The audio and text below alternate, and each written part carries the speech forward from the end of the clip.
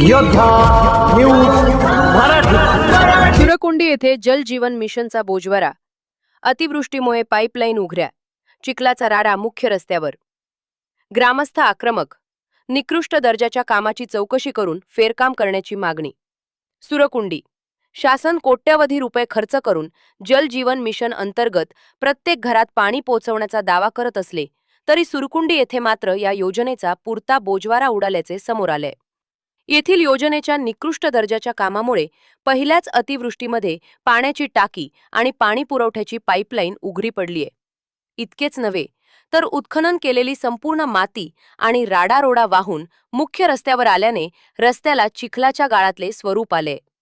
या प्रकारामुळे सुरकुंडी ग्रामस्थ कमालीचे आक्रमक झाले असून संबंधित कंत्राटदारावर कारवाई करून काम व्यवस्थित करण्याची मागणी करत आहेत।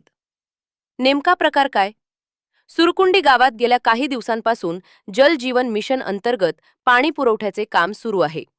मात्र हे काम करत असताना कंत्राटदाराने योग्य निकष न पाळता अत्यंत निकृष्ट दर्जाचे काम केल्याचा आरोप ग्रामस्थांनी केलाय। काल झालेल्या मुसळधार पावसामुळे पाईपलाईनसाठी खोदलेले खड्डे आणि पाण्याच्या टाकीजवळील माती मोठ्या प्रमाणावर वाहून गेली। यामुळे पाण्याच्या टाक्यांचे भवितव्य धोक्यात आले असून नळाच्या पाईपलाईन्स उघड्या पडल्या आहेत।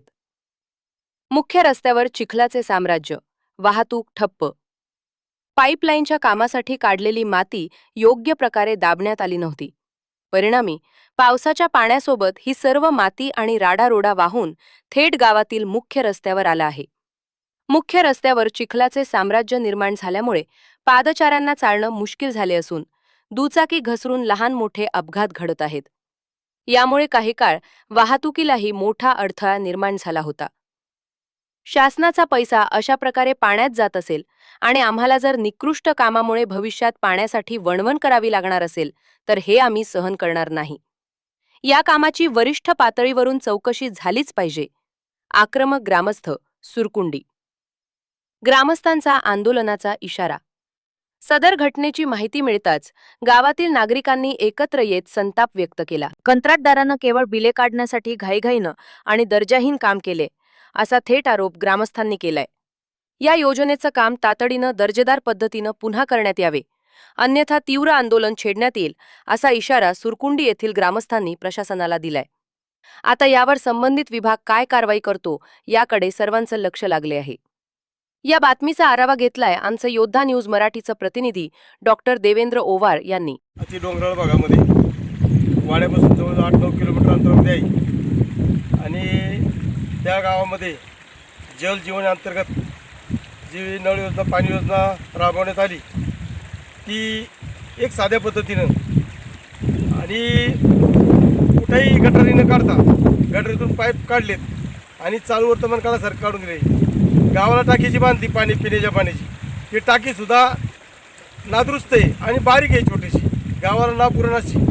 आणि हे दुर्दैव घटना अशी आहे की ती संपूर्ण नाला आणि ते पाणी पावसाच्या अतिवृष्टीमुळं सगळं पाईप धुवून गेलेत आणि माती धुवून सिद्धार्थ सरोदे यांच्या घरापर्यंत जवळजवळ 2 किलोमीटर अंतरावरती खाली माती वाहत गेलेली आहे आणि एवढी सगळी नुकसान झालेली आहे। तेव्हा हे जलजीवन अंतर्गत राबवलेलं काम हे अति निष्कर्ष दर्जाचं आहे। हे कुठे आम्हाला गावाला मान्य नाही आणि कधी पाणी पाजणार लोकांना?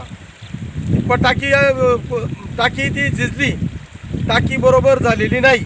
या टाकीची दुरावस्था बघा आणि मला सरकारला हातोड विनंती आहे की वेळेच्या वेळेवर ही पाईपलाईन नादुरुस्त झालेली ही दुरुस्त करून द्यावी, नुकसान भरपाई करून द्यावी आणि टाकी ही दुसरी बांधण्यात यावी। टाकीचं काम बरोबर झालेलं नाही ही हात जोडून शासनाला विनंती आहे। मी योद्धा न्यूज मराठीचा संपादक नारायण मनोहर सूर्यवंशी। रोजच्या खात्रीशीर बातम्यांसाठी पाहत रहा आमचे न्यूज चॅनल। आजच सबस्क्राईब करा, व्हिडिओला लाईक करा आणि शेअर करा। धन्यवाद।